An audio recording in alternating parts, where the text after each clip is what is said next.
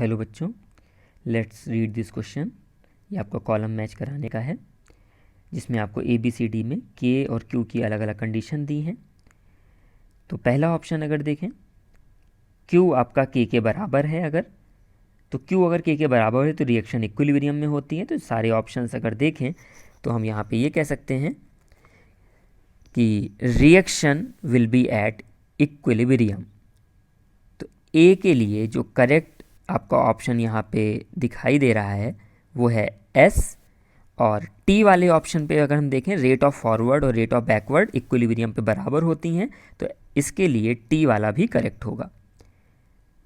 तो बी वाले ऑप्शन पे आए, क्यू अगर के से छोटा है, अगर आपकी क्यू की वैल्यू के से छोटी है, इसका मतलब अब ये रिएक्शन फॉरवर्ड डायरेक्शन में शिफ्ट हो रही होगी। तो इसका अगर हम ऑप्शन देखें तो आपको एक तो क्यू ऑप्शन सही हो जाएगा कि reaction is not at equilibrium. फिर आर वाले ऑप्शन में अगर हम देखें, reaction is fast in forward direction.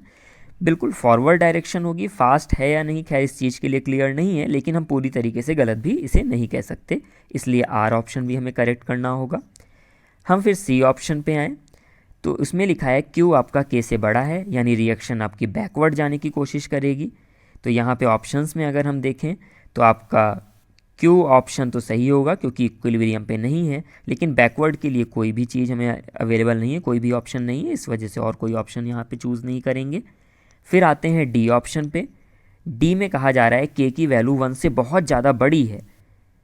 तो अगर के की वैल्यू बहुत ज़्यादा बड़ी है तो हम ये कह सकते हैं कि रिएक्शन लगभग कंप्लीशन पे है। ऐसा कहा जाता है कि अगर कोई रिएक्शन में मोस्टली पार्ट प्रोडक्ट का ही आ जाए, लाइक 99.9% प्रोडक्ट है, मात्र बहुत ही कम अमाउंट में रिएक्टेंट है, तो अब के की वैल्यू बड़ी होगी, हम कह सकते हैं कि रिएक्शन लगभग कंप्लीट हो चुकी है इस प्रकार से।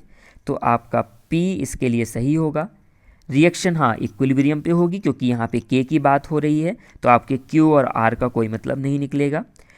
एस ऑप्शन सही होगा क्योंकि इक्विलिब्रियम पे है, और टी ऑप्शन भी आपका सही होगा क्योंकि उस समय पर इक्विलिब्रियम है, तो फॉरवर्ड और बैकवर्ड की रिएक्शन रेट सेम होंगी।